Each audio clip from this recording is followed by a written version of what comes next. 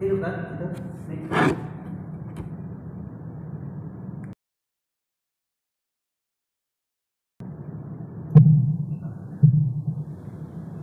Langsung aja kan? Langsung.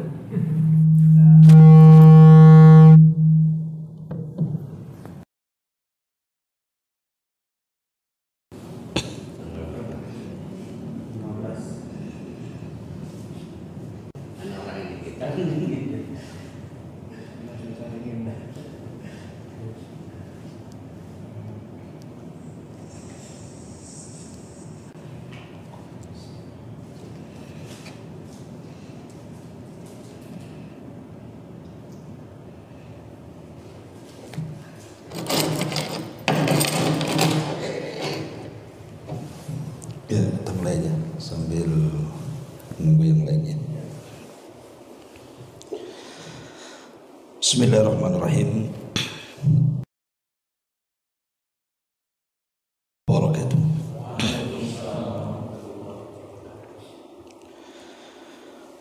Alhamdulillah. Alhamdulillahilladzi hadana wa kafana wa ja'alana minal muslimin. Asyhadu an la ilaha illallah wahdahu wa asyhadu anna Muhammadan abduhu wa rasuluhu alladzi la nabiyya ba'dah. Faqala Allah azza wa jalla: Ya ayyuhalladzina amanu taqullaha haqqa tuqatih wa la tamutunna illa wa antum muslimun. Amma ba'du. Hadirin kaum muslimin yang dimuliakan Allah Subhanahu wa taala. Alhamdulillah di malam hari ini kita bisa kumpul kembali di tempat yang insyaallah diberkahi ini. Tak lupa juga salawat dan iringan salam kita hadiahkan kepada Rasul kita Nabi besar Muhammad sallallahu alaihi wa ala alihi wasallam. Pembahasan di malam hari ini karena kita lihat di sosial media, kalau boleh dikata mungkin jadi sesuatu yang sangat viral tentang kejadian yang ada di Amerika sana, tepatnya di Los Angeles, California. Mungkin kita terbayang oleh siapapun negara yang paling kuat di dunia tidak sanggup untuk mencegah kebakaran yang luar biasa. Apakah ini sebuah azab yang Allah Subhanahu wa taala timpakan kepada mereka, ataukah hanya teguran keras saja yang Allah Azza wa Jalla hendak ditimpakan kepada mereka sebagai ibrah bagi yang lainnya? Karena ada sebagian orang-orang yang berkomentar, boleh jadi apa yang terjadi di Los Angeles hari ini, kebakaran yang sangat besar sepanjang sejarah Amerika, adalah bagian daripada balasan Allah Subhanahu wa taala kepada mereka karena mereka sudah bertahun-tahun menghancurkan kaum muslimin, khususnya di Timur Tengah dan khususnya lagi di Palestina. Apakah itu memang bentuk dari azab Allah Subhanahu wa taala sebagai pembalasan ketika kaum muslimin tidak sanggup untuk melawan, maka tangan Allah lah yang menghancurkannya. Ma'asyiral muslimin yang dimuliakan Allah Subhanahu wa taala, tentu kita harus melihat dari kacamata Al-Quran dan Sunnah. Begini ikhwatu fiddin yang dimuliakan Allah Subhanahu wa taala. Kalau seandainya Allah Subhanahu wa taala mengirimkan azabnya karena dosa hamba-hambanya, maka kita yang di sini juga akan terikut akan azab itu. Dan itu disebutkan di dalam Al-Quran, di mana Allah Subhanahu wa taala mengatakan dalam surah Fatir, walau yu'akhidullahu an-nasa bima kasabu ma taraka ala dhahriha min dabbatin. Dan kalau Allah Subhanahu wa taala menghukum manusia karena perbuatan dosa-dosa mereka, niscaya tidak akan ada yang ditinggalkan Allah di bumi dari makhluk yang melata sekalipun. Dan itu diulang dalam ayat yang lain, walau yu'akhidullahu an-nasa bi dhulmihim ma taraka 'alaiha min dabbatin walakin yu'akhiruhum ila ajalin musamma. Dan kalau Allah Subhanahu wa taala menghukum manusia karena kezalimannya, niscaya tidak akan ada yang ditinggalkannya di bumi dari makhluk yang melata sekalipun, tapi Allah menangguhkan mereka sampai batas waktu yang ditentukan. Artinya kalau ini disamakan dengan azab-azab umat terdahulu,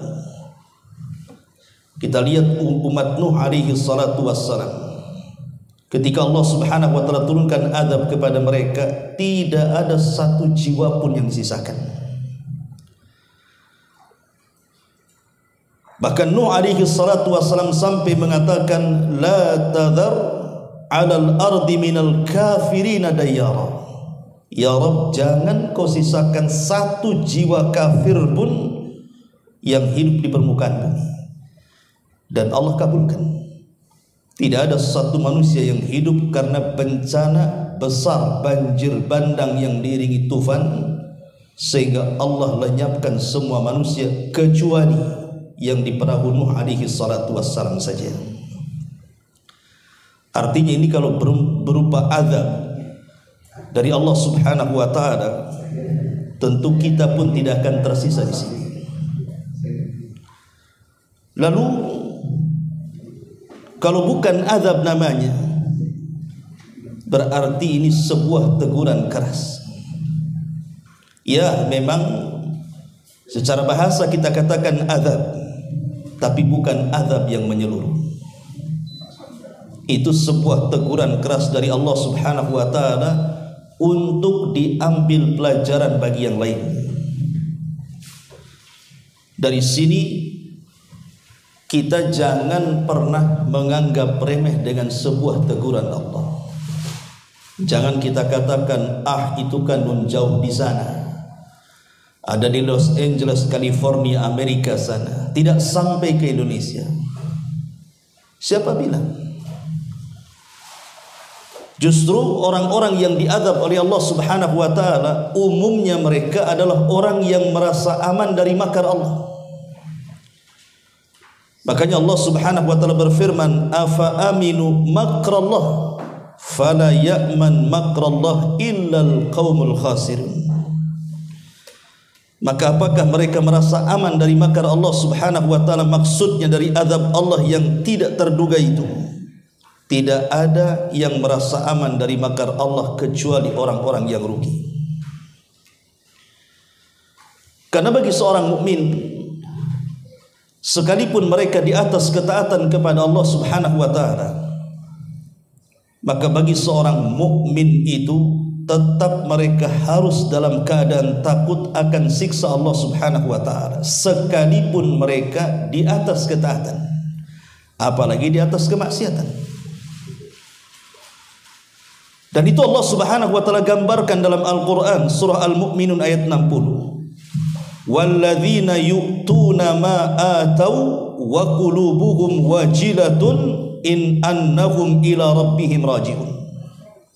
Dan orang-orang yang memberikan apa yang telah mereka berikan dari ibadah-ibadah kepada Allah Subhanahu wa taala, hati mereka tetap takut. karena mereka tahu bahwa sesungguhnya mereka akan dikembalikan kepada Rabb mereka. Aisyah Ummul Mukminin radhiyallahu anha bertanya soal ayat ini. Apakah ayat ini berlaku kepada mereka orang-orang yang bermaksiat kemudian bertobat sehingga mereka takut kalau seandainya Allah tidak terima tobat mereka? Maka Rasul mengatakan tidak.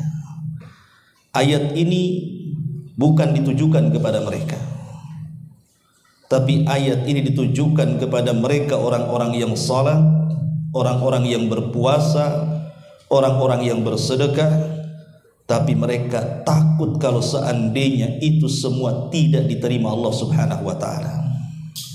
Dari sini Al-Imam Hasan Al-Basri rahimahullahu taala mengatakan, al-mu'min ya'mal bi ta'ati wa huwa mushfiqun wajilun khaifun, wal fajir ya'mal bil ma'asi wa huwa aminun.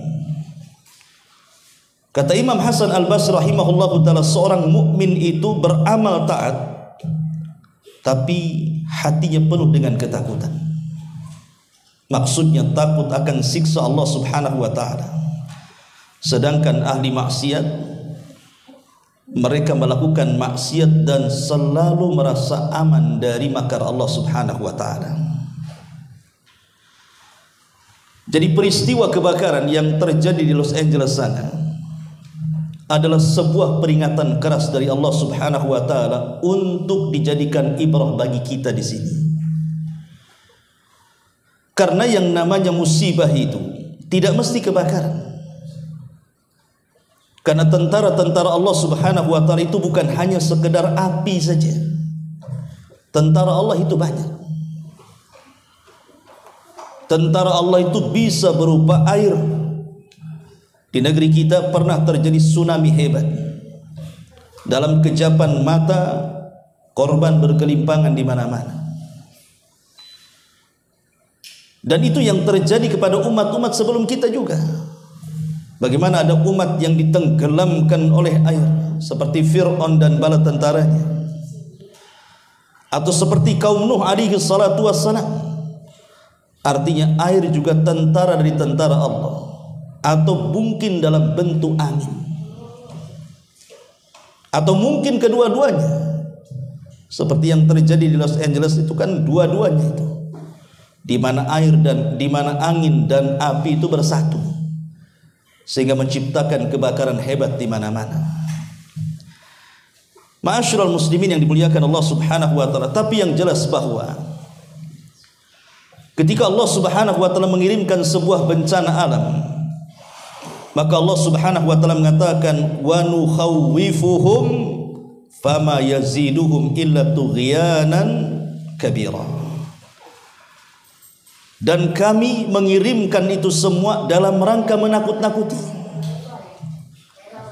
Jadi setiap peristiwa, baik itu banjir, kebakaran, gempa, gunung meletus, angin puting beliung atau yang semacamnya, kenapa Allah Subhanahu wa taala kirim kepada manusia? Allah katakan, wa nukhawwifuhum bil ayati la'allahum yarji'un. Kami sedang menakut-nakuti Subhanahu wa taala agar mereka kembali. Dan Allah mengatakan, wa manursilu bil ayati illa takhwifa. Dan kami tidak pernah mengutus tanda-tanda kuasa kami kecuali dalam rangka menakut-nakuti hambanya. Tapi masalahnya sudah banyak kejadian di sekeliling kita tapi bukan membuat takut. Sebagaimana Allah mengatakan, fama yaziduhum illa tughyanan kabira. Tetapi yang demikian hanyalah menambah besar kedurhakaan mereka kepada Allah Subhanahu wa taala. Ma'asyiral muslimin yang dimuliakan Allah Subhanahu wa taala, dahulu di zaman Nabi, ketika orang-orang Quraisy itu berusaha untuk didakwai oleh Rasul supaya mereka mentauhidkan Allah, masuk ke dalam Islam, agama tauhid, kebanyakan mereka menolak. Sehingga Nabi SAW berdoa kepada mereka dengan doa paceklik yang berkepanjangan. Sampai-sampai Nabi SAW mengatakan dalam doanya, ya Allah, berikanlah paceklik seperti paceklik yang pernah terjadi di zaman Nabi Yusuf. Itu doa Nabi itu. Karena Nabi yang berdoa mustajab. Betul-betul terjadi paceklik yang luar biasa. Sampai sebagian mereka harus memakan kulit-kulit dedaunan dan akar-akaran karena tidak ada yang dimakan lagi. Kelaparan di mana-mana. Abi Sufyan yang ketika itu masih kafir datang kepada Nabi dan meminta kepada Nabi SAW dan mengatakan, ya Muhammad, bukankah engkau Nabi yang diutus sebagai rahmatan lil alamin, membawa rahmat bagi segenap alam semesta? Berdoalah kepada Allah Subhanahu wa ta'ala agar paceklik ini dihentikan, karena paceklik ini membuat orang lemah dan kelaparan sampai ketika sebagian mereka melihat ke langit seolah-olah penuh dengan asap tebal di langit. Dari situ Allah Subhanahu wa ta'ala turunkan ayat fartakib yauma ta'tis sama bidukhanim mubin yaghshan nas hadza adzabun alim Rabbana kshif anna al-adzab inna mu'minun anna lahumudz dzikra wa qad ja'ahum rasulun mubin thumma tawallaw anhu wa qalu mu'allamun majnun. Maka tunggulah hari ketika langit membawa kabut yang sangat nyata yang meliputi manusia. Inilah azab Allah yang sangat pedih. Mereka berdoa, ya Rabb, kami lenyapkanlah dari kami azab itu, sungguh kami akan beriman. Bagaimanakah mereka dapat menerima peringatan padahal telah datang kepada mereka seorang Rasul yang membawa penjelasan. Kemudian mereka berpaling dan mengatakan bahwa dia Muhammad hanya pengajar yang gila saja. Lah ketika paceklik terjadi di zaman Nabi SAW itu, kemudian Rasul berdoa, akhirnya kemudian betul-betul dihilangkan. Tetapi apa yang terjadi, bukannya mereka beriman kepada Allah Azza wa Jalla, justru mereka malah kufur dan tambah-tambah kufurnya. Jadi ada manusia itu yang ditakut-takuti oleh Allah Subhanahu wa ta'ala, mereka tidak takut. Boleh jadi mungkin kejadian yang terjadi di Los Angeles sana, bagi orang-orang yang ada di sana, mungkin mereka mengalami ketakutan yang luar biasa.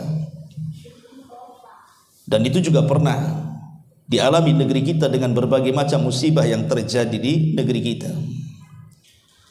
Harusnya semua ini menjadikan pelajaran bahwa Allah mengirimkan itu semata-mata sebagai teguran keras bagi mereka yang merasakan, harusnya mereka bertobat. Lah bagi kita yang tidak merasakan, jadikan itu pelajaran besar bahwa musibah itu bisa saja menimpa kita, karena tidak boleh kita merasa aman dari makar Allah Subhanahu wa ta'ala.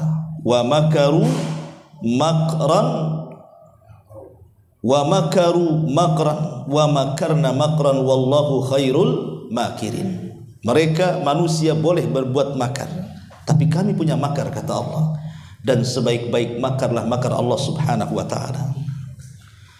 Lalu apa penyebabnya? Kalau itu bukan sebuah pembalasan dari Allah Subhanahu wa ta'ala, karena Amerika sudah mendalangi semua peristiwa dan kejadian yang berlaku di Timur Tengah. Hancurnya Afghanistan, hancurnya Irak, hancurnya Suriah, kemudian Gaza dan segala jenis genosidanya. Maka ini kembali kepada ayat Al-Quran surah Ar-Rum ayat 41 dan 42. Allah Subhanahu wa ta'ala mengatakan, "Zaharal fasadu fil barri wal bahri bima kasabat aydin nas liyudhiqahum ba'dalladzi 'amilu la'allahum yarji'un." Telah tampak kerusakan di daratan dan di lautan, itu disebabkan karena perbuatan tangan manusia. Allah hendak agar mereka merasakan sebagian dari akibat perbuatan mereka, agar mereka kembali ke jalan yang benar. Jadi kebakaran itu karena ulah mereka sendiri. karena ulah tangan-tangan mereka sendiri. Makanya kalau kita melihat Nabi SAW dalam hadis Aisyah radhiyallahu anha itu, Nabi itu kalau ada angin kencang, angin yang sangat kencang sekali dan nampak akan membahayakan, maka Nabi SAW ketakutan kemudian berdoa. Apa doanya? Allahumma inni as'aluka khairaha wa khaira ma fiha wa khaira ma ursilat bihi wa a'udzubika min syarriha wa syarri ma fiha wa syarri ma ursilat bihi. Itu doa Nabi. Jadi kalau ada angin kencang itu Rasul takut. Kemudian langsung menengadahkan tangannya ke langit dan mengatakan, ya Allah, aku meminta kepadamu akan kebaikan angin ini. Aku meminta kepadamu agar di dalam angin ini penuh dengan kebaikan yang akan membawa keberkahan kepada kami, dan aku berlindung kepadamu dari keburukannya, keburukan yang ada di dalam angin itu dan keburukan yang akan membawa bencana dari angin itu. Ketika itu Aisyah radhiyallahu anha bertanya kepada Nabi SAW dan mengatakan, ya Rasulullah, kenapa engkau berdoa seperti itu? Maka Nabi SAW mengatakan, wahai Aisyah, sesungguhnya kalau ada angin yang lebat itu jangan pernah diremehkan.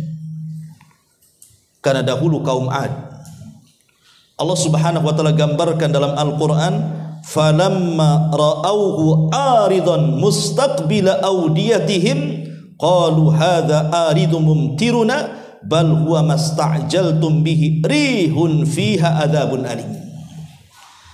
Maka mereka kaum 'Ad ketika melihat azab itu berupa awan yang menuju ke lembah-lembah mereka, mereka berkata, inilah awan yang akan menurunkan hujan lebat bagi kami. Allah katakan, bukan, tetapi itu azab yang kamu minta agar disegerakan kedatangannya, yaitu angin yang mengandung di dalamnya azab yang sangat pedih sekali. Itu yang dikhawatirkan Nabi. Makanya kalau ada angin kencang, berdoa kepada Allah Azza wa Jalla dan tanamkan perasaan takut, jangan-jangan di balik angin ini akan terjadi azab Allah Subhanahu wa taala kepada kita. Ma'asyiral muslimin yang dimuliakan Allah Subhanahu wa taala, tapi ibrah pelajaran yang besar yang bisa kita petik, ikhwan. Kita tahu bahwa Los Angeles, California ini dikenal sebagai kota terbesar kedua di Amerika dan kota yang paling kaya. Bahkan cukainya terbesar yang menyumbang kepada pemerintahnya. Bahkan boleh dikata rumah-rumah megah dan mewah itu berdiri kokoh di atas tanah Los Angeles itu, karena memang bukan orang biasa yang tinggal di situ. Tapi siapa yang bisa menahan kuasa Allah Subhanahu wa taala? Rumah yang mewah dan indah, sekarang kita lihat kemana rumah-rumah itu perginya. Gedung-gedung pencakar langit itu yang hancur berantakan, kemana itu perginya gedung-gedung itu? Bayangkan dilalap api dalam sekejap, hitungan hanya beberapa hari saja. Padahal kalau kita kiaskan dengan kehancuran Gaza, ketika Israel berusaha untuk membuat genosida di Palestina, kemudian menjatuhkan bom-bom dari pesawat tempurnya, Gaza itu rata memerlukan 1,5 tahun lebih baru rata dengan tanah. Tapi lihat di Amerika sana, meratakan daerah seluas itu tidak diperlukan tahunan, cukup harian saja. Siapa yang bisa menghalangi kuasa Allah Subhanahu wa taala? Padahal ikhwatu fiddin muliakan Allah Subhanahu wa taala,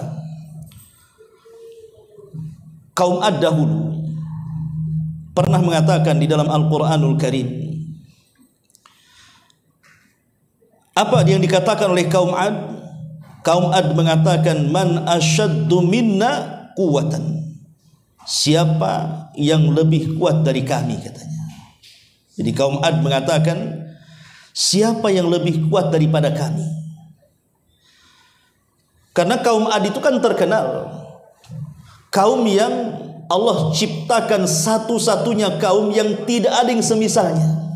Makanya Allah bahasakan dalam surah Al-Quran, dalam Al-Quran itu, lam yukhlaq mithlahu fil bilad.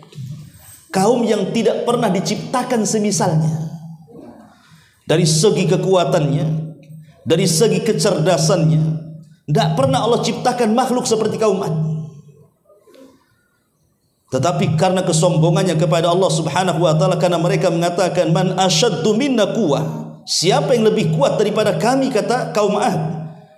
Mereka tidak sadar di balik kekuatan mereka ada kekuatan Allah Subhanahu wa taala. Makanya Allah Subhanahu wa taala gambarkan di dalam Al-Qur'an tentang peristiwa kaum Ad itu. Apa kata Allah Subhanahu wa taala? Kata Allah Subhanahu wa taala, wa amma 'adun, adapun kaum Ad, fastakbaru fil ardi, mereka pun sombong di permukaan bumi, bi ghairil haq, dengan kesombongan tanpa alasan yang dibenarkan. Wa qalu, dan mereka mengatakan, man asyaddu minna quwwah, siapakah yang lebih besar kekuatannya dibandingkan kami? Sekarang apa yang digembar-gemborkan oleh Amerika sana, kata-kata ini selalu diulang-ulang oleh pemimpin-pemimpin mereka kan, dan sudah menjadi kebiasaan mereka. Dengan arogannya mereka mengatakan bahwa kami negara kuat dan tidak ada yang bisa mengalahkan kami.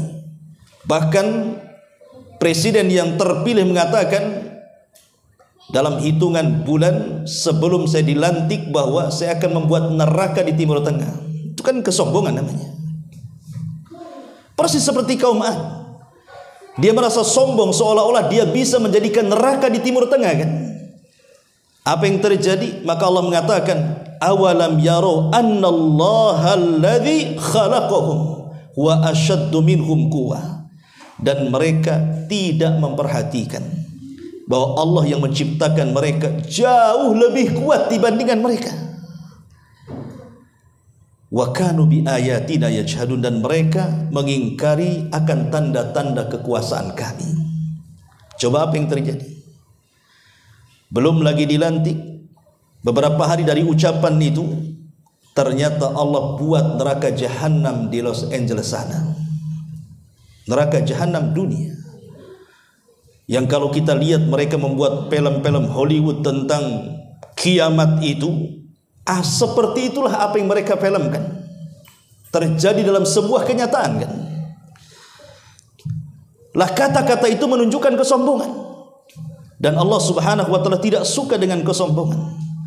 Makanya Allah kirimkan bencana yang sangat besar itu akibat ulah kesombongan mereka. Dalam sebuah ayat, kalau kita baca dalam surah Yunus 24, Allah Subhanahu wa taala berfirman, innama mathalul hayatid dunya kama in anzalnahu minas sama fakhtalata bihi nabatul ardi mimma ya'kulun nas wal an'am hatta idza akhadatil ardu zuhrufaha wa zayyanat wa dhanna ahluha annahum qadiruna 'alayha ataha amruna laylan aw nahara faja'alnaha hasidan ka'allam taghna bil amsi kadzalika nufassilul ayati liqaumin yatafakkarun. Sungguh perumpamaan kehidupan dunia, kata Allah, hanya seperti air hujan yang kami turunkan dari langit. Lalu tumbuhlah tanaman-tanaman bumi dengan subur karena air itu. Di antaranya ada yang dimakan manusia dan juga hewan ternak, hingga apabila bumi telah sempurna keindahannya dan juga telah sempurna perhiasannya, dan pemiliknya mengira bahwa mereka pasti menguasai dan memetik hasilnya, tiba-tiba datang kepada mereka azab kami pada waktu malam ataupun siang. Lalu kami jadikan tanamannya seperti tanaman yang sudah disabit seolah-olah belum pernah tumbuh dari kemarin. Demikianlah kami menjelaskan tanda-tanda kuasa kami kepada mereka orang-orang yang mau berfikir. Lihat ayat ini. Ayat ini bisa diterapkan dengan peristiwa kebakaran yang ada di Los Angeles sana. Siapa yang mengira Los Angeles akan terbakar sedemikian hebatnya, yang belum pernah terjadi negara-negara yang lainnya? Api yang asalnya dari atas gunung hutan sana bisa merambah ke perkotaan, padahal api itu kan biasa kebakaran di sana. Tapi siapa yang mengira tiba-tiba api itu melantakkan segalanya? Itulah yang difirmankan di sini. Ketika mereka sudah merasa di atas puncak dunia dengan berbagai macam gemerlap di dalamnya, tiba-tiba kemudian datang api itu melantakkan segalanya, seolah-olah tidak ada bangunan sebelumnya di situ. Makanya kalau lihat di udara di YouTube itu kayak galengan-galengan sawah itu. Coba lihat di YouTube tuh. Lihat sebelum kebakaran dan setelah kebakaran. Kok bisa bangunan-bangunan kayak tembok begini terbakar dan kemudian roboh sampai ke parap-parapnya, sampai ke tanah? Coba. Kuasa siapa kalau bukan kuasa Allah Subhanahu wa taala? Dan siapa lagi yang mampu menghadapi kuasa Allah Subhanahu wa taala? Makanya di sini Allah gambarkan permisalan dunia itu seperti itu. Ketika mereka sudah merasa di atas puncaknya, tiba-tiba datang azab Allah Subhanahu wa taala, mereka pun mengatakan seolah-olah belum terjadi apa-apa dari kemarin di sini. Belum ada bangunan karena sudah luluh lantak semuanya. Dan ini persis juga difirmankan oleh Allah Subhanahu wa taala. Kalau kita lihat ayat yang lain, kita bisa baca dalam surah Al-Baqarah 266. Allah Subhanahu wa taala mengatakan, ayawaddu ahadukum an takuna lahu jannatun min nakhilin wa a'nabin tajri min tahtiha al-anhar lahu fiha min kulli thamarat wa asabahul kibaru wa lahu dhurriyyatun du'afa fa asabaha i'sarun fihi narun fahtarakat kadzalika yubayyinullahu lakumul ayati la'allakum tatafakkarun. Adakah di antara kalian yang ingin memiliki kebun kurma, kebun anggur yang dialiri sungai-sungai di bawahnya, dan dia memiliki segala macam buah-buahan di dalam kebun itu, lalu dia telah tua renta dan memiliki keturunan yang masih kecil-kecil, kemudian kebunnya ditiup angin keras yang mengandung api, lalu terbakarlah habis kebun itu. Demikianlah Allah menerangkan ayat-ayatnya kepada kalian agar kalian berfikir. Ma'asyiral muslimin yang dimuliakan Allah Subhanahu wa taala, saya pernah berbincang dengan seseorang waktu terjadi gempa di Lombok. Nah, kebetulan saya 1 bulan juga waktu kejadian di Lombok itu. Jadi ada orang yang tinggal di atas bukit. Dia mengatakan, Pak, saya tidak mengira akan terjadi gempa seperti ini. Saya sudah investasikan semua kekayaan saya membangun rumah di sini. Saya beli kebun di sini.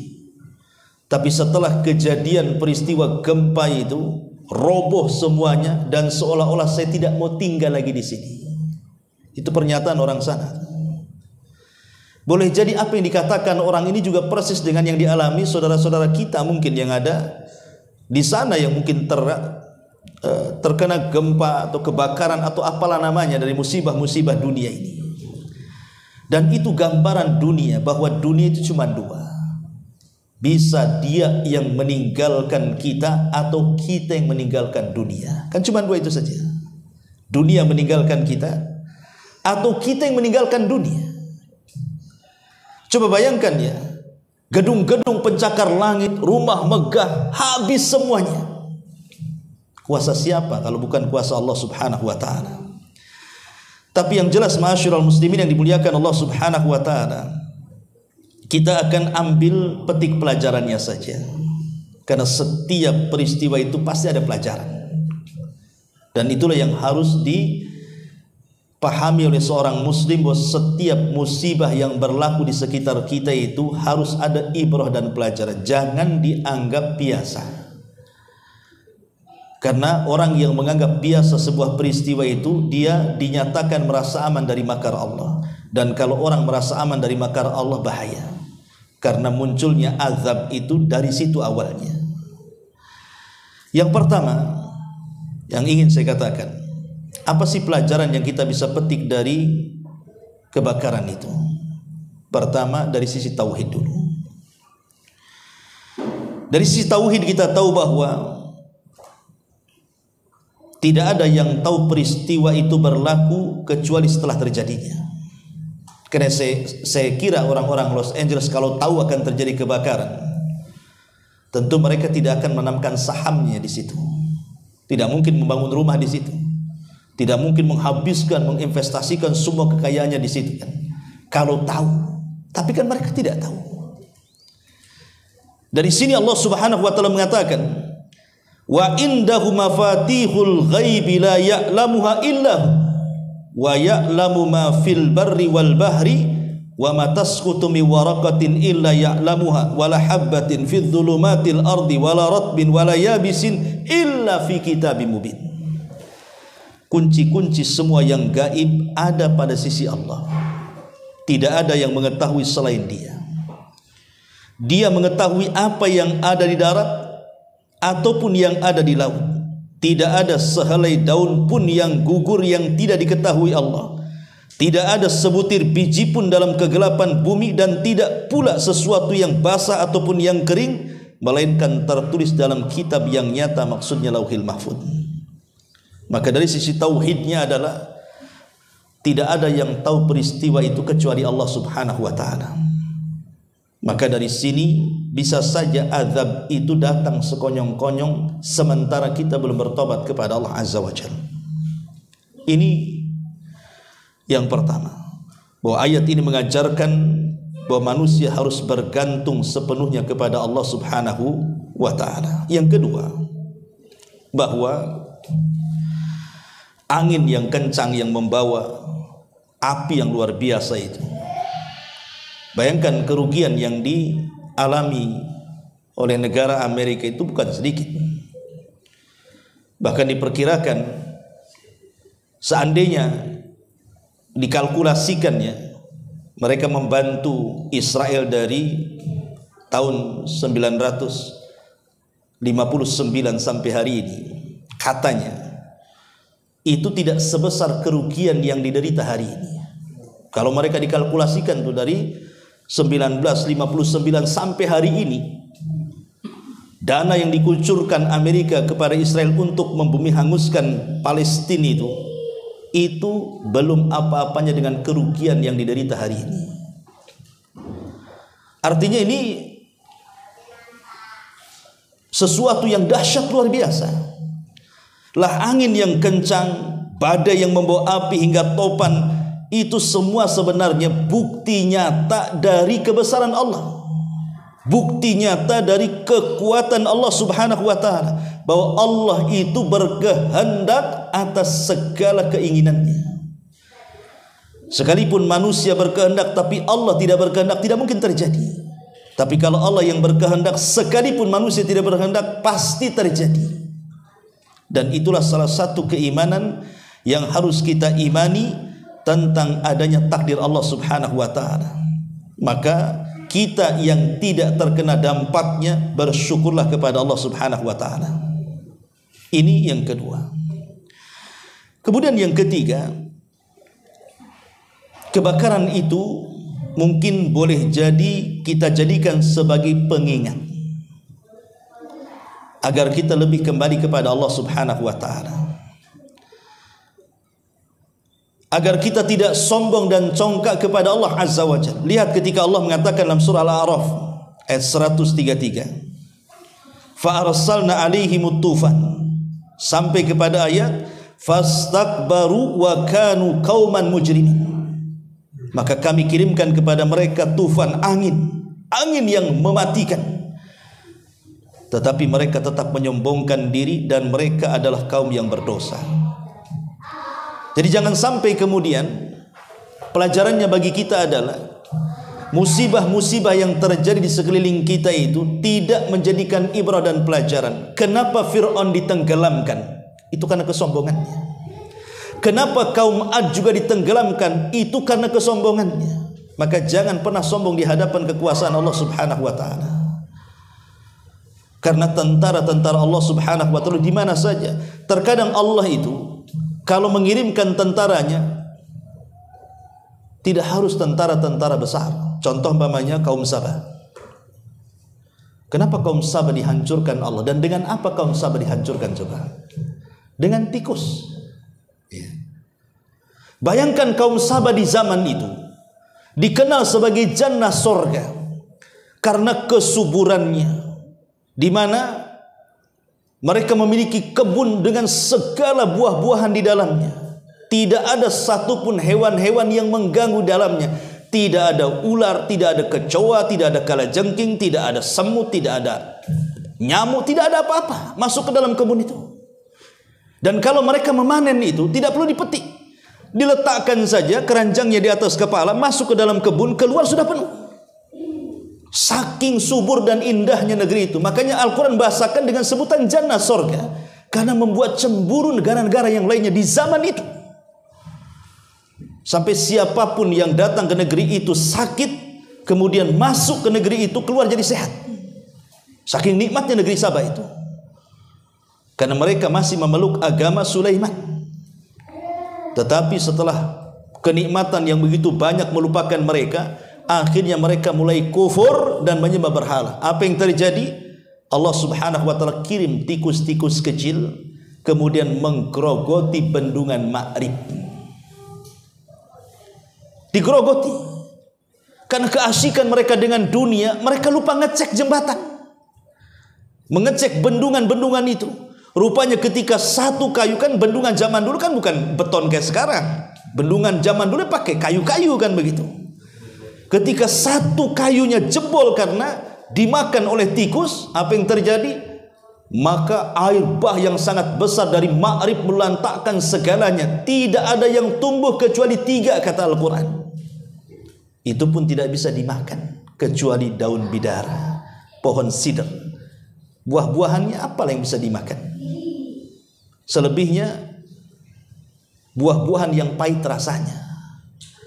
Coba bayangkan ketika Allah menghancurkan kaum Sabah, coba, hanya dengan tikus. Itulah kuasa Allah Subhanahu wa taala. Ketika Allah Subhanahu wa taala menghancurkan Abraha dan pasukannya, Allah kirim apa? Burung. Burung ababil. Burung ababil itu burung-burung laut. Burung-burung hitam itu burung-burung laut itu. Orang Sunda mengatakannya belekok tuh apa tuh. Burung-burung laut, burung sawah tuh. Itu kan ababil. Itulah yang dikirim oleh Allah Azza wa Jalla. Bahkan ketika Allah Subhanahu wa taala menghancurkan Ya'juj wa Ma'juj di akhir zaman, apa yang Allah kirim? Ulat. Bayangkan Naghaf. Naghaf itu ulat. Itu yang menghancurkan Ya'juj wa Ma'juj. Sementara Isa dan pasukannya tidak sanggup mengalahkan mereka. Bahkan Allah yang mengatakan engkau tidak sanggup mengalahkan mereka. Bagaimana mungkin mengalahkan Ya'juj dan Ma'juj sementara jumlah mereka satu di antara kita 999 dari mereka. Gimana cara melawannya? Antum saja dikeroyok 20 orang mati. Ini dikeroyok 999 yang royok kita. Per satu orang dari kita, dari mereka 999. Makanya Allah mengatakan, ya Isa, bawalah kaum muslimin yang tersisa sembunyi di bukit Tur. Nggak sanggup melawan Isa. Ya.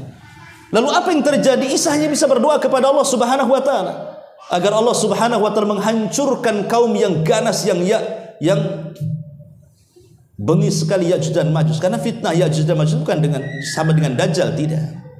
Kalau Dajjal itu kan fitnah agama. Kalau engkau ikut saya tidak akan membunuhmu, bahkan aku akan berikan kekayaan kepadamu. Itu Dajjal. Tapi Ya'juj dan Ma'juj itu fitnahnya bukan fitnah agama. Memang fitnahnya kerusakan. Setiap bertemu dengan di luar rasnya pasti akan dibantai, dan itu kaum kanibal, langsung dimakan dagingnya. Tapi mereka kaum yang sombong. Setelah mereka menghabiskan di luar rasnya di atas permukaan bumi, Kemudian mereka menatap ke langit dan mengatakan, qatalna man fil ardi sanaqtuluhu man fis sama. Kami sudah membunuh semua orang yang ada di bumi. Sekarang di langit kami bantai, katanya. Apakah sombong tuh? Ya. Maka dengan kesombongan itulah Allah kirim apa? Tentaranya. Tentara Allah kecil, naghaf, ulat. Ulat itulah yang menghancurkan Ya'juj wa Ma'juj. Jadi Allah Subhanahu wa taala memiliki tentara yang banyak, dan tidak perlu tentara itu yang besar-besar. Tidak perlu dikirim harimau, buaya, apalagi buaya darat. Jadi memang betul-betul Allah Subhanahu wa taala mudah menghancurkan siapapun yang hendak Allah hancurkan. Bagi Allah itu mudah. Makanya semua makhluk Allah yang di bumi ini bisa menjadi tentaranya. Air bisa menjadi tentaranya, api bisa menjadi tentaranya, angin bisa menjadi tentaranya. Segala yang ada di permukaan bumi itu adalah tentara-tentara Allah Subhanahu wa taala. Maka dari sini kita mengambil ibrah dan pelajaran bahwa kebakaran itu harusnya mengingatkan tentang kuasa Allah. Jangan congkak dan sombong, dan hindari kezaliman. Hindari kezaliman. Karena doa-doa orang-orang yang dizalimi itu bisa saja menjadi sebuah kenyataan, kan? Allah mengatakan, wala tahsabannallaha ghafilan amma ya'malu zalimun. Jangan kau kira Allah lalai dari doa-doa orang-orang yang kau zalimi. Seorang gubernur Madinah, Khalid al-Burmuki, di zaman Khalifah Harun ar-Rasyid, ditangkap dan dimasukkan ke dalam sel penjara dengan anaknya karena kasus korupsi. Akhirnya dicaci maki semua manusia di zamannya. Anaknya dalam penjara mengatakan kepada ayahnya Al-Burmuki dan mengatakan, wahai bapak, dulu kami di atas kemuliaan, manusia memuliakan, menghormati, memuji, dan begitulah kondisi kita dulu. Tapi sekarang kenapa mereka menghinakan kita dan kita masuk dalam kubangan penjara? Apa kata Al-Burmuki kepada anaknya? Ya bunai, da'watul madlum. Boleh jadi ini doa orang-orang yang kita zalimi semasa kita berkuasa. Boleh jadi ini doa-doa orang yang dizalimi yang melesat ke langit sana. Karena ingat bahwa doa-doa orang yang dizalimi, ikhwan, walaupun yang dizalimi itu orang kafir, tetap doa orang kafir yang terzalimi itu mustajab di hadapan Allah. Allah akan berdiri di samping orang yang dizalimi walaupun dia kafir. Bukan karena kekafirannya Allah berdiri di situ, tapi karena Allah tidak suka dengan kezaliman dan Allah suka dengan keadilan. Itu alasannya. Allah tidak suka dengan kezaliman, Allah suka dengan keadilan. Makanya kenapa azab itu bisa turun kepada kita? Jangan-jangan itu doa-doa orang yang dizalimi. Bisa saja kemudian melesat ke langit dan Allah kabulkan. Boleh jadi ketika mungkin orang-orang Palestina yang digenosida itu, mereka mengangkat tangannya ke langit dan mengatakan, ya Rabb, tampakkan kekuatanmu, kami lemah di hadapan Amerika sana umpamanya. Bisa saja ini salah satu bentuk mustajab doa. Allah kabulkan doanya. Allah kirim bencana yang luar biasa. Tapi apakah kita harus berbahagia? Sehingga kita lihat kalau di komen-komen YouTube itu, wah kami senang dengan berita seperti ini, gitu. Kan banyak kan di komen-komen. Coba lihat di YouTube itu, di komen-komen itu. Sampai ada bahasa, saya tidak pernah merasa senang melihat musibah kecuali kebakaran di Los Angeles, katanya. Itu baca tuh, itu hampir semua tuh komen-komen kayak gitu. Boleh nggak kita bahagia dengan seperti itu, ikhwan? Ya. Kita harus duduki masalahnya. Bencana alam di Amerika itu bukan hanya terkena orang-orang kafir saja loh. Ada saudara-saudara kita muslim di sana. Dan tidak semua orang kafir yang ada di sana itu mereka mendukung genosida. Buktinya terjadi demo. Banyak orang-orang kafir yang mereka akhirnya tidak bekerja, keluar kantor, cuti, ikut demo menentang pemerintahnya untuk tidak lagi mengirim persenjataan ke Israel Raya, kan begitu. Kan tidak semua orang kafir juga setuju. Banyak yang mereka tidak setuju, kan. Banyak kok di antara mereka yang tidak setuju. Begitu juga orang Islam di sana. Ada yang betul-betul Muslim, memang mengecam tidak boleh ada pembantaian dengan saudara-saudara di Palestina. Tapi ada juga Muslim yang jahat. Bahkan mereka berani bayar pajak untuk membantai saudaranya. Terikut dengan budaya orang-orang kafir di sana kan. Kalau itu terjadi, musibah itu kepada mereka orang-orang kafir yang memang harbi. Ya, harbi itu maksudnya yang memerangi kaum muslimin, membantai kaum muslimin. Maka kita katakan kita senang dengan peristiwa ini. Kalau itu terjadi kepada orang kafir harbi, ya, kafir yang jelas-jelas melakukan genosida kepada saudara kita. Tetapi kepada orang-orang kafir yang mereka bukan harbi, mereka justru menentang, atau mungkin juga di situ ada kaum muslimin yang membela saudara di Palestina, kemudian terjadi seperti ini, apa kita bahagia? Kan tidak. Ya. Maka kita tidak boleh kemudian langsung menghukumi secara umum kan itu. Wah, saya bahagia melihat kebakaran ini katanya.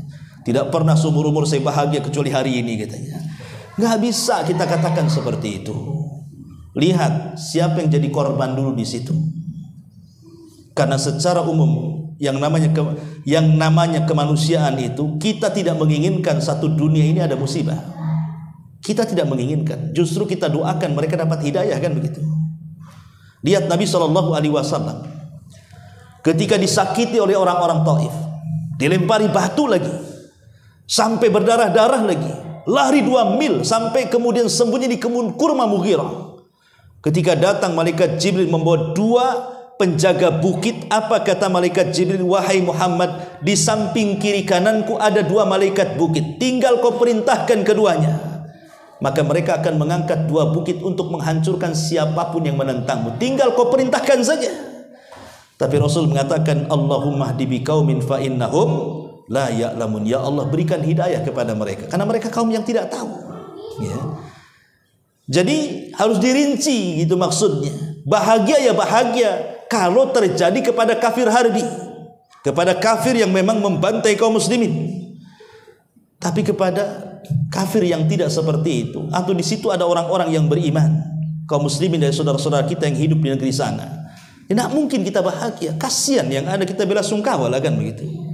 Bagaimana kalau posisi mereka di posisi kita kan gitu. Ma'asyiral muslimin yang dimuliakan Allah Subhanahu wa taala, ini kan di antara pelajarannya juga. Kemudian yang keempat, bahwa dampak keserakahan dan ketidakadilan terhadap alam ini juga salah satu pemicu musibah besar kenapa alam ini mengamuk karena perintah Allah Subhanahu wa taala.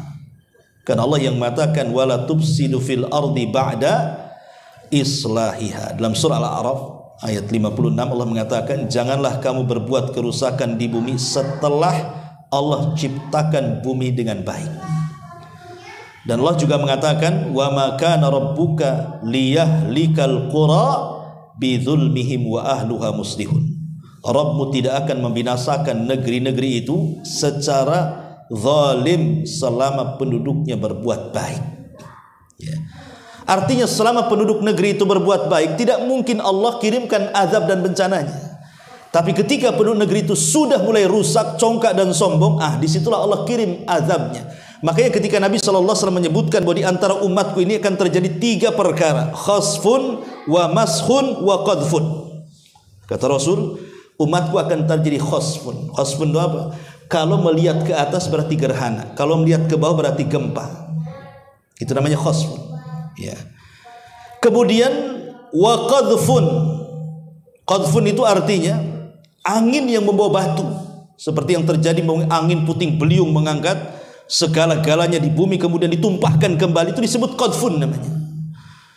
Kemudian yang ketiga maskhun. Manusia dirubah wataknya, jasadnya manusia tapi akhlaknya binatang. Lah Aisyah radhiyallahu anha bertanya kepada Rasul, kapan itu terjadi? Kan ini kan sudah terjadi semuanya di zaman sekarang kan. Di zaman itu kan belum. Di zaman Nabi belum, tapi di zaman sekarang kan tiga-tiganya sudah tuh. Gempa ya iya, gerhana ya kemudian juga puting beliung di mana-mana, watak-watak manusia seperti binatang ya sudah banyak kan itu. Maka Nabi SAW mengatakan, kalau sudah tampak 3 perkara, kata Rasul. Apa itu? Yang pertama al-ma'azib yang melalaikan, musik-musik, penyanyi-penyanyi, biduan-biduan wanita yang melalaikan dari agama. Kemudian yang kedua, peminum-peminum arak dan khamar.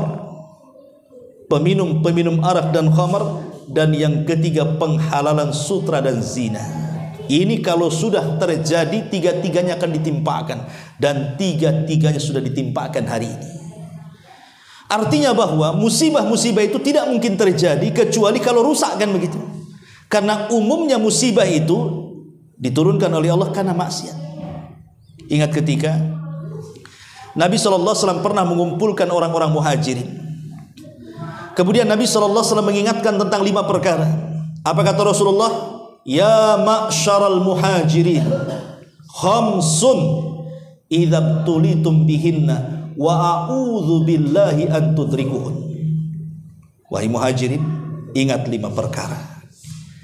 Kalau sampai 5 perkara menimpa kalian, a'udzu billah, kata Rasul, aku berlindung kepada Allah, jangan sampai menimpa kalian. Kata Nabi SAW, man lam tadhharil fahishatu fi qaumin qad hatta tu'linu biha illa fasha fihim at-ta'un wal auja allati lam takun madat fi aslafihim alladhina madaw. Kata Nabi SAW, kalau sebuah fahisyah, ditafsirkan oleh syurahul hadis, fahisyah itu artinya perzinahan, LGBT, macam-macam yang sejenisnya lah, homoseksual, lesbi, atau kita katakan LGBT. Kalau sudah tampak yang zina, LGBT dan yang semacamnya, dan itu diberlakukan secara terang-terangan. Di zaman Nabi bukan tidak ada yang berzina, ada, tapi tidak terang-terangan. Makanya ketika ada seorang pemuda namanya Ma'iz datang kepada Rasul dan mengatakan, ya Rasul, zanaitu fatahirni, Rasul, aku sudah berzina, bersihkan aku. Artinya kan ada perzinahan di zaman Nabi, tapi kan tidak terang-terangan, orang ini ngaku sendiri. Tapi di zaman sekarang justru lokalisasi itu justru dilegalkan pemerintah, kan? Antum bisa berzinah itu baik online atau offline, bisa COD lagi. Bukan makanan aja COD, zina pun bisa COD hari ini. Terang-terangan itu. Belum lagi banci-banci kalengkongguan itu, pinggir-pinggir di jalan, bang itu kan banyak tuh. Ya. Ini kan terang-terangan, ikhwatu fiddin. Bukan hanya malam, sekarang siang pun beroperasi itu. Apa yang terjadi? Maka Rasul mengatakan, illa fasha fihimut ta'un, pasti akan ditimpakan penyakit ta'un, wal auja, dan penyakit-penyakit yang lainnya yang belum pernah ada sebelumnya. Di zaman Rasul tidak ada penyakit AIDS. Di zaman sekarang banyak. Ya, macam-macam kan penyakit kelamin itu. Dan itu sampai sekarang tidak ada obatnya. Bahkan belum ditemukan obatnya. Konon ada seorang ulama Yaman menemukan obatnya. Tapi taruhlah seandainya ditemukan obatnya, pasti Allah akan kirimkan penyakit yang lainnya. Anggaplah sekarang Barat dengan kecanggihan teknologinya, berkumpul para dokter-dokter dan profesor untuk meneliti penyakit AIDS dan berusaha mencari pencegah dan obatnya. Kita katakan sia-sia. Kenapa? Karena yang Anda lawan itu bukan bakteri, yang Anda lawan itu Allah. Kalau melawan bakteri boleh saja Anda temukan obatnya, tapi kalau yang Anda lawan Allah, pasti Allah akan menciptakan bakteri yang lainnya. Sampai kapan? Yang Allah kehendaki bukan memerangi bakteri, tapi stop perzinahan, LGBT dan yang semacamnya. Pasti Allah akan angkat tuh penyakit itu. Sebenarnya itu yang Allah minta, kan? Ya. Maka dari sini kita tahu bahwa tidak ada musibah yang Allah timpakan itu kecuali karena dosa.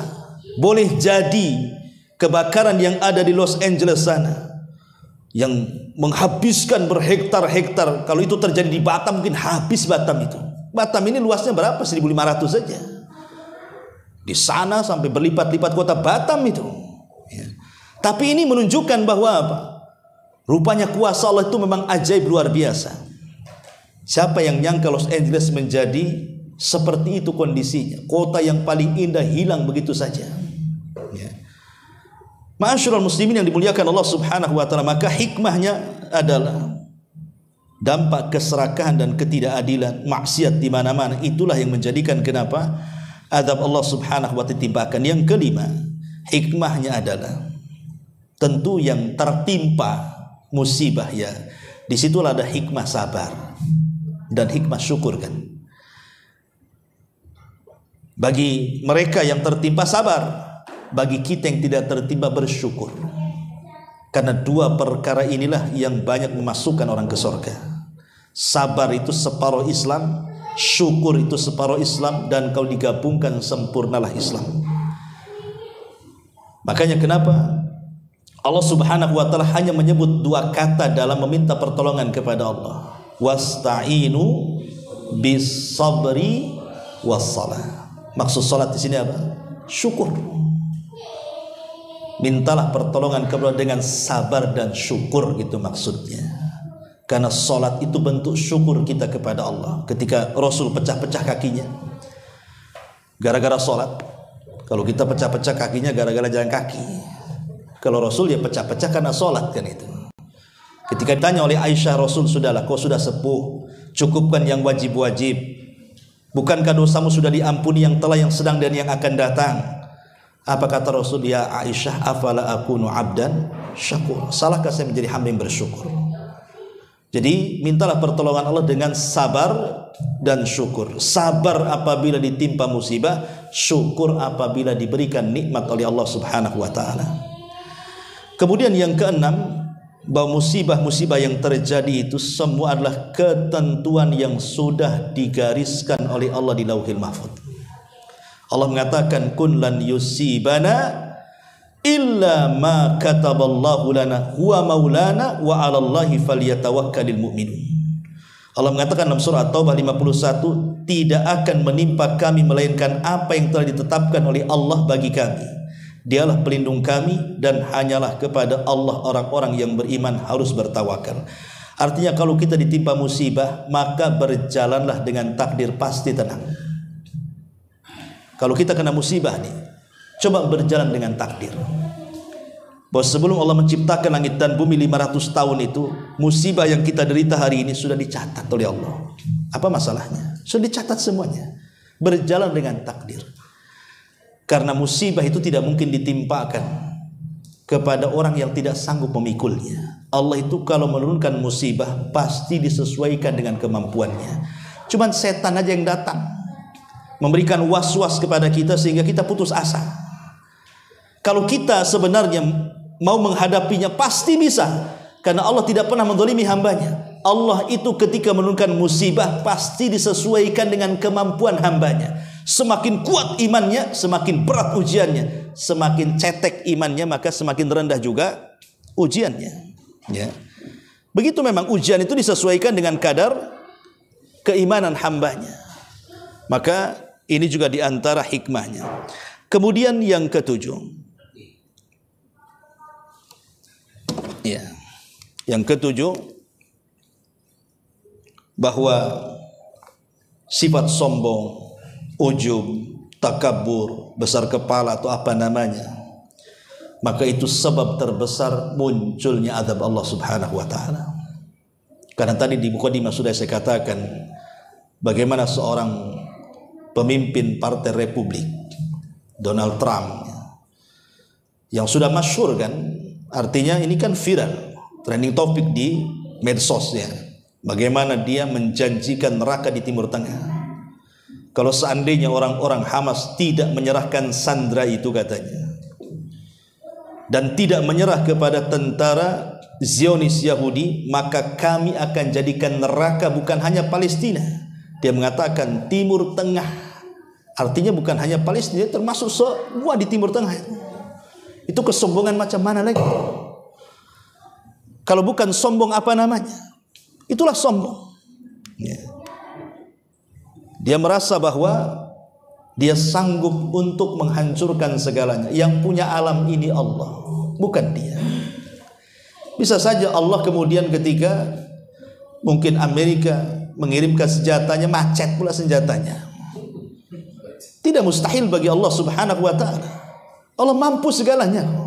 Bahkan di akhir zaman dijelaskan para ulama bahwa manusia itu perang akan kembali ke pedang, tombak, unta dan segalanya. Karena alat-alat itu sudah tidak berfungsi. Itu Itu akan terjadi di akhir zaman. Tidak ada yang mustahil bagi Allah Subhanahu wa taala. Kenapa dia sombong seperti itu? Dan itu selalu menjadi ucapannya yang nyeleneh, dan terulang-ulang kalimat-kalimat sombong seperti itu. Ya, sehingga wajar. Allah ingin buktikan sebelum kau buat neraka di sana, Allah buat neraka di negeri engkau sendiri. Dan terbukti kenyataannya. Ya. Ma'asyiral muslimin yang dimuliakan Allah Subhanahu wa taala. Ya, ini juga harus dipahami, karena kalau kita lihat juga adab-adab umat sebelumnya itu dikarenakan sombong. Kaum Ad sombong, kaum Tsamud sombong, Fir'aun sombong, Namrud sombong. Kemana mereka semuanya? Mereka diazab oleh Allah Subhanahu wa taala. Bahkan Namrud, tahu Namrud? Tidak tahu lah, nggak ketemu kan. Tapi yang jelas kisah Namrud ini, dia raja penguasa dunia, ikhwan. Kalau Fir'aun itu raja penguasa Mesir. Tapi Namrud ini dunia. Kekuasaannya itu hampir separuh dunia, Namrud ini. Bagaimana Allah Subhanahu wa taala menghancurkan Namrud? Allah kirim satu nyamuk. Bukan banyak nyamuk. Masuk ke lubang hidungnya, bersarang 40 tahun di kepalanya. Selama 40 tahun dia sakit kepala. Disiksa dengan nyamuk dan tidak bisa dikeluarkan dari otaknya. Sehingga setiap hari kalau sudah merasakan sakit, dia minta kepada pembantunya untuk memukulkan dengan sandalnya di kepalanya. Karena setiap hari dipukul sandal mati karenanya. Coba aja antum dipukul sandal hari-hari di kepalanya. Enggak mati. Itulah si Namrud. Allah hinakan seperti itu. Nah itu karena kesombongan, kecongkakan besar kepala kan itu.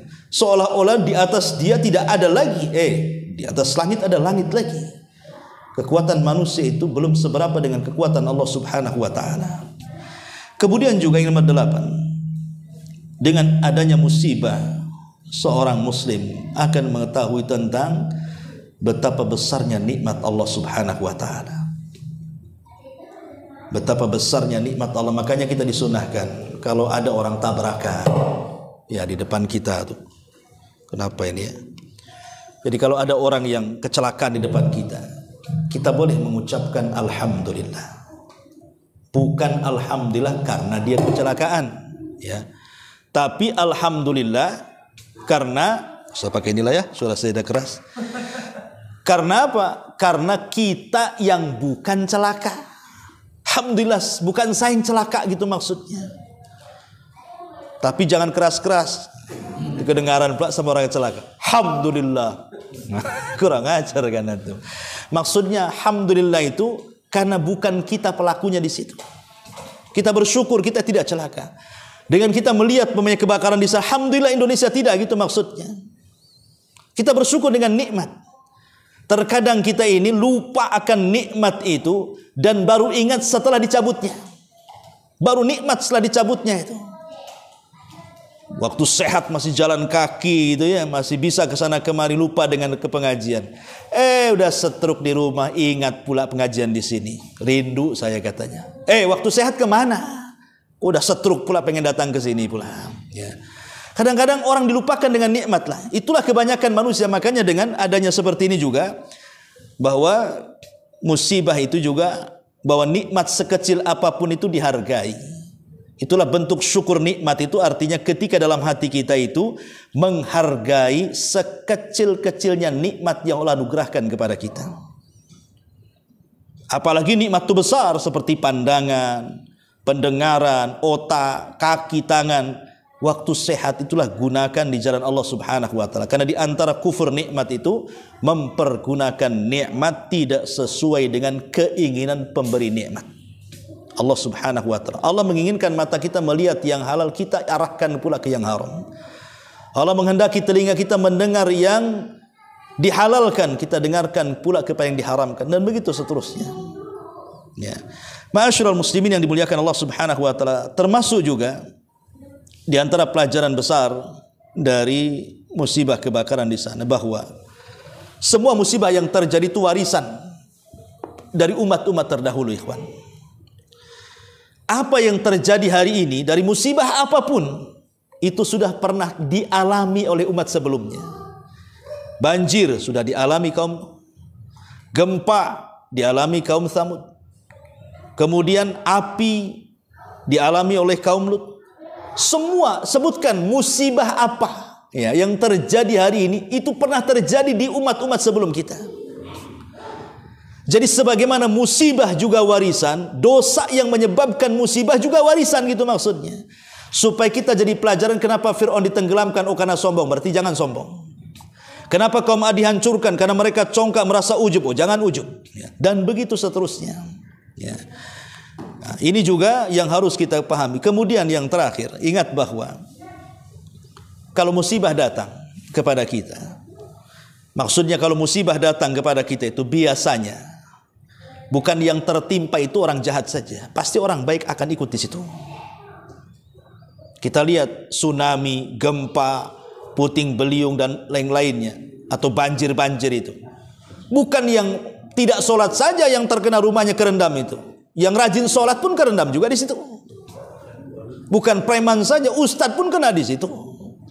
Karena Allah yang mengatakan, fattaku fitnatan la tusibanna alladhina zalamu minkum khassa. Takutlah kepada fitnah yang kalau Allah timpakan kepada sebuah kaum, bukan hanya orang zalim saja, tetapi orang baik pun terkena imbasnya. Tapi Nabi SAW mengatakan, ketika menceritakan tentang pasukan bendera hitam yang dari Syam yang akan membunuh Al-Mahdi saat dibaiat di rukun antara rukun Hajar Aswad dan Yamani itu. Tiba-tiba pasukan itu Allah gempakan di antara Mekah dan Madinah yang disebut dengan Baidah. Aisyah bertanya Rasul, orang-orang yang kena gempa yang terprosok ke dalam tanah itu tidak semua orang-orang jahat yang akan membunuh Al-Mahdi.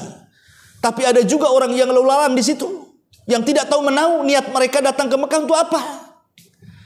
Maka Nabi SAW mengatakan, yub'atsuna ala niyatihim. Mereka akan dibangkitkan sesuai dengan niat mereka, sesuai dengan amalan mereka. Artinya begini, ikhwatu fiddin, al-amru bil ma'ruf wan nahyu anil munkar itu penting. Mengajak manusia kepada kebaikan, mencegah manusia dari kemungkaran itu penting. Kalau seandainya musibah itu terjadi kepada kita dan kita orang baik terkena imbasnya, minimalnya kita berlepas diri kemaksiatan manusia. Karena kita sudah berusaha mengajak orang berbuat baik dan mencegah kemungkaran. Karena manusia ini di lingkungan sekitar pasti ada 3 kelompok. Kelompok pertama pembuat onar, ahli maksiat maksudnya. Kelompok yang kedua yang tidak suka dengan maksiat dan pembuat onar, dia pun menasihati jangan kau buat onar di sini. Tapi kelompok yang ketiga ini yang aneh. Dia menghalang-halangi orang-orang yang baik yang hendak mencegah kemungkaran dan mengatakan udah biarkan saja katanya. Nanti kalau dosa-dosa dia sendiri, kalau dapat adab dia sendiri. Kan ada di masyarakat kan 3 kelompok nih. Ya, itulah 3 kelompok ini digambarkan dalam kisah Ashabus Sabti. Ashabus Sabti itu orang-orang Yahudi yang berada di pinggiran pantai. Disebut Ashabus Sabti namanya. Orang-orang Yahudi pengagung hari Sabtu. Ya. Lah orang-orang Yahudi ini oleh Allah Subhanahu wa taala diuji karena kan kehidupan mereka itu nelayan, cari ikan. Karena memang hidup di pantai-pantai. Ya. Lah orang Yahudi punya aturan, boleh kalian cari ikan tapi jangan di hari Sabtu. Silahkan di hari yang lain. Tapi hari Sabtu jangan, itu hari sakral kalian. Tetapi Allah uji iman mereka dengan apa? Di hari biasa ikan pula tak muncul, di hari Sabtu loncat-loncat. Lah ikan tuh. Kemari katanya. Tergodalah sebagian orang Yahudi ini yang jahat-jahat ini. Akhirnya mulailah membuat khilah, penipuan kepada Allah Subhanahu wa taala dengan cara apa? Dia pasang jaring hari Jumat untuk ikan hari Sabtu diambil hari Ahad. Kan kurang ajar tuh. Ya. Mereka mengatakan, kami tidak mengambil ikan hari Sabtu katanya, tapi pasang jaringnya hari Jumat. Ya. Mereka sudah buat jalan tuh di hari Jumat itu ikan kemana arahnya. Maka mereka pasang di situ. Lah ketika ikan muncul di hari Sabtu masuk ke jaringnya, tapi tidak mau mengambil di hari Sabtu, ambilnya di hari Ahadnya. Mereka mengatakan kami tidak mengambil ikan dari Sabtu katanya. Ketika mereka dibiarkan oleh Allah seperti itu, ya sudah berbulan-bulan, bertahun-tahun, kok tidak ada azab katanya. Katanya kalau orang mengambil ikan dari Sabtu akan diturunkan azab. Kok tak ada azab katanya. Mulai mereka keenakan. Begitulah istidraj ikhwan. Istidraj itu Allah membiarkan kenikmatan di atas kemaksiatan. Itu istidraj namanya, ya. Akhirnya mereka mengatakan, kalau begitu sama aja, bagus di hari Sabtu sekalian akhirnya kan. Betul, mereka akhirnya cari ikan langsung di hari Sabtu. Karena ketika mereka membuat khilaf seperti itu tidak ada azab, langsung di hari Sabtu mereka buat. Lah ketika mereka mengambil ikan dari Sabtu inilah manusia terbagi menjadi 3 tuh. Ada orang-orang yang mengambil ikan dari Sabtu, itulah orang-orang yang jahat, yang merobek kesakral hari Sabtu tuh. Kemudian kelompok yang kedua yang keras dan mengingatkan, jangan kau cari ikan dari Sabtu, nanti azab Allah turun. Kelompok ketiga mengatakan kepada kelompok yang kedua, sudah biarkan. Kalau seandainya mereka diazab, toh mereka juga yang diazab katanya. Malah dihalang-halangi. Orang yang mencegah kemungkaran dihalang-halangi dan mengatakan, biarkanlah, tidak usah cerewet. Kalau nanti azab Allah timbul pun pasti mereka dapat, biarkan saja katanya. Akhirnya orang-orang yang beriman, yang kokoh dengan akidahnya, tidak mau campur dengan mereka. Akhirnya mereka pun membuat benteng tinggi. Oke, kalau begitu kita benteng. Aku tidak mau hidup dengan kalian. Akhirnya di benteng tinggi. Jadi orang-orang yang baik di sini, orang-orang yang mengambil ikan dari Sabtu di sini, dengan orang-orang yang melarang kepada orang yang melarang mengambil ikan dari Sabtu. Di balik dinding mereka mendengar ada suara teriak-teriak. Sebenarnya kalau dapat ikan mereka luar biasa buat pesta pora. Sampai pada waktunya tidak ada suara satu pun dari keributan yang biasa mereka ributkan kalau mendapatkan ikan banyak di situ. Jadi orang-orang yang beriman di balik tembok ini heran. Kok nggak ada suara sama sekali? Ada apa ini? Akhirnya diutuslah salah seorang, coba intip. Kenapa mereka tidak berisik, tidak bersuara hari itu? Katanya. Rupanya ketika naik ke pagar, tidak ada satu manusia pun di situ. Makin heran tuh, nggak ada orang. Ya patutlah nggak berisik, nggak ada orang. Jadi akhirnya kemudian mereka sepakat untuk membuka pagar itu, ingin melihat kemana orang-orang itu. Rupanya ketika mereka membuat pagar di pinggir-pinggir dinding itu sudah ada 2 binatang, kera dan babi. Kera dan babi.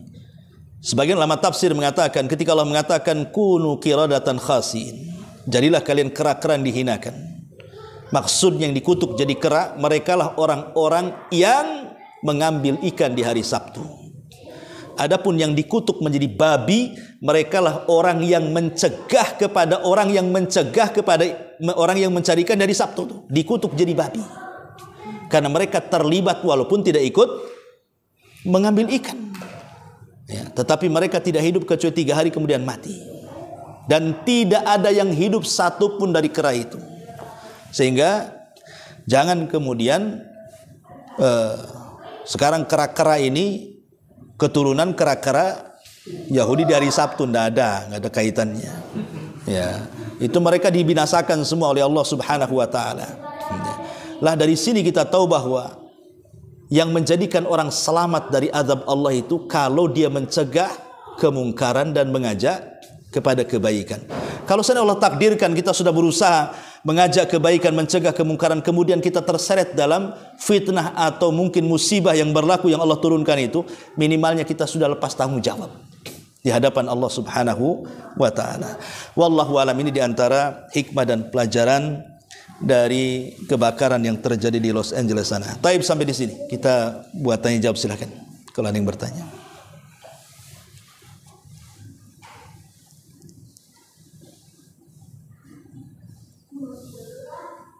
Ya. Yeah. Kan ada hadis atau riwayat yang bilang ketika di suatu kampung itu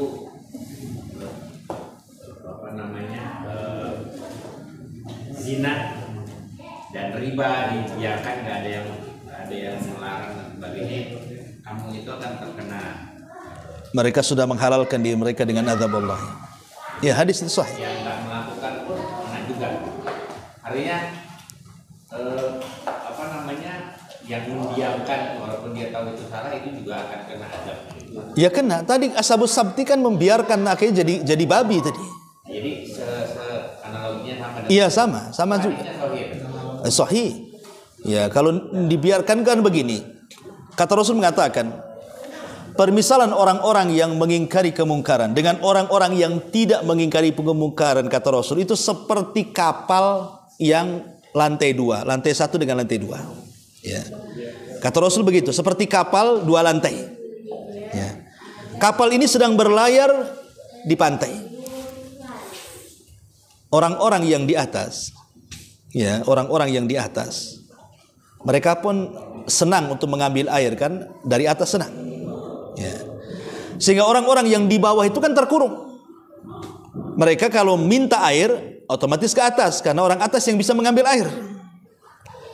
Jadi karena mereka merasa bosan, kasihan ganggu terus orang-orang yang di atas, katanya. Bagaimana kalau kita bocori saja kapal itu, kita ambil air dari bawah, katanya. Kata Nabi, ini orang atas nih, kalau tidak mencegah dia melubangi kapal, kapal akan karam. Yang mati bukan hanya yang di bawah, pasti di atasnya pun ikut karam, kan? Itulah permisalannya. Kalau kita tidak mengingkari kemungkaran, itu ikut karam juga di situ. Makanya penting kita ini, memang kalau orang membawa manusia atau mendakwakan manusia kepada kebaikan itu mudah. Sholatlah, kan enak itu. Tapi kalau mencegah kemungkaran itu agak berat memang. Ada orang preman-preman lagi judi, kita bubarin di situ umpamanya, kan. Berat, apalagi orang lagi mabuk, megang botol, kita perlu dikeprak botol dia. Jadi memang agak berat mengingkari sebuah kemungkaran itu. Makanya kenapa kemudian al-amru bil ma'ruf wa nahyu anil munkar ini dua kalimat yang tidak bisa dipisahkan. Ya, kalau kita mengajak manusia kepada kebaikan, cegah juga kemungkaran di situ. Karena mengajak kebaikan saja tidak cukup. Semua orang bisa mengajak manusia kepada kebaikan, tapi tidak semua orang yang mampu mengajak manusia kebaikan dia mampu mencegah kemungkaran. Makanya ketika Rasul menyebutkan afdalul jihad, seutama-utama jihad itu apa? Kalimatul haq inda sultanil jair. Kalimat yang hak yang kita sampaikan kepada penguasa yang zalim. Karena risikonya besar. Kalau kita kritik pemerintah, besar kan? Kalau antum kritik saya nggak ada masalah. Coba kritik presiden, ya, besar, nanti ada konsekuensinya, kan? Tapi itu kalimat yang hak, yang disampaikan dalam bentuk nasihat, ya, bukan dalam bentuk yang lainnya, dalam bentuk nasihat. Ya, dari sini pentingnya seorang itu al-amru bil ma'ruf wa nahyu anil munkar. Karena kenapa orang-orang Nabi Daud melaknat Bani Israel? Kan Bani Israel kan dilaknat atas lisan Nabi Daud. Salah satunya karena mereka tidak mengajak manusia kepada kebaikan dan tidak mencegah dari kemungkaran. Karena orang Yahudi kan terkenal suka menutup-nutupi kebenaran, kan. Contoh di zaman Nabi, ada orang Yahudi berzina. Sementara kita tahu bahwa ketika Rasul hijrah ke Madinah, mereka harus mengikuti piagam Madinah. Karena itu sudah kesepakatan piagam Madinah itu. Baik Yahudinya ataupun Muslimnya, pokoknya harus ikut piagam itu. Dan itu undang-undang Islam, piagam itu. Jadi ketika orang Yahudi berzina, ya harus ikut juga undang-undang itu, kan. Rajam kalau sudah menikah. Kalau belum menikah ya dicambuk 100 kali, diasingkan setahun.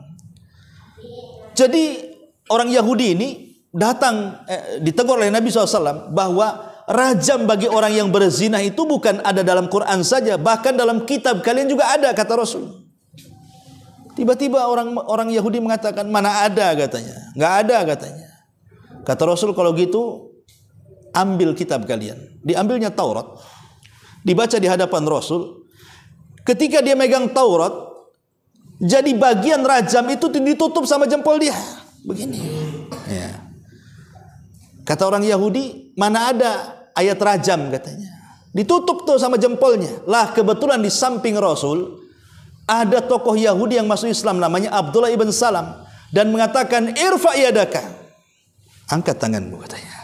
Pas diangkat, itu ada, kan kurang ajar dia. Dia tutup dengan jempolnya. Itulah kebiasaan orang Yahudi. Mereka itu menutupi kebenaran. Ya, mereka menutupi kebenaran. Soal kebenaran Nabi SAW itu sudah terang benderang bagi mereka, dia seorang Nabi. Buktinya Abdullah ibn Salam masuk Islam. Tapi karena hasad mereka tidak beriman kepada Rasul. Salah satu contohnya adalah kisah Huyai ibn Akhtab. Huyai ibn Akhtab itu kan tokoh Yahudi. Dia membawa saudaranya namanya Yasir. dan mengatakan, wahai Yasir, saya dengar orang yang ngaku nabi dari Mekah sudah sampai di Kubah katanya. Ayo kita intai sesuaikan dengan ciri-ciri yang kita baca. Pagi-pagi buta Huyai bin Akhtab dengan Yasir berangkat dari kota Madinah ke Kubah. Ya. Kemudian dipantaunya Nabi SAW selama di Kubah itu. Rupanya ciri-cirinya persis seperti yang ada dalam kitab mereka. Jadi di sore hari Huyai bin Akhtab dengan Yasir pulang. Jadi Yasir berdialog dengan Huyai ini. Ya Huyai, ahuwa katanya. Apakah memang dia itu maksudnya? Kata Huyai, iya. Ciri-cirinya persis, 100% persis katanya. Jadi kata Yasir ini, apakah kita harus mengikuti agamanya? Kata Huyai, tidak. Selama nyawa ada di kandung badan, aku akan menjadi musuh abadinya katanya. Kan kurang ajar tuh. Dia meyakini Nabi SAW Nabi, tapi dia ingkari dan mengatakan selama nyawa di kandung badan, aku akan menjadi musuh abadinya sampai mati. Kenapa? Karena hasad. Kenapa hasad? Mereka tidak terima ketika mereka beratus-ratus tahun menunggu kelahiran seorang nabi akhir zaman yang mereka kira itu turunan dari Bani Israel, rupanya keluar dari Bani Ismail. Ya, mereka nggak terima lah kan itu. Disangkanya nabi itu akan lahir dari tubuh mereka, turunan mereka Bani Israel. Karena kita tahu bahwa nabi-nabi itu kan rata-rata Bani Israel kan. Setelah ditunggu-tunggu ratusan tahun, kenapa dari Bani Ismail, dari orang Arab muncul? Itulah yang hasadnya mereka. Sehingga Allah katakan ya'rifunahu kama ya'rifuna abna'ahum. Padahal mereka mengenal nabi yang akan lahir itu persis seperti anak-anak mereka. Tapi apa yang terjadi? Mereka menyembunyikan kebenaran. Itulah orang-orang Yahudi sampai hari ini. Ya, mereka suka menyembunyikan kebenaran. Wallahu a'lam bishawab. Ya, saya kira cukup sampai di sini. Mudah-mudahan ada manfaatnya. Subhanakallahumma bihamdika, asyhadu an la ilaha illa anta astaghfiruka wa atubu ilaik.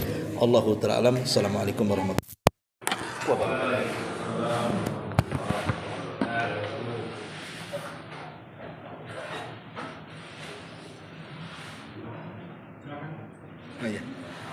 Saya bawa balik aja.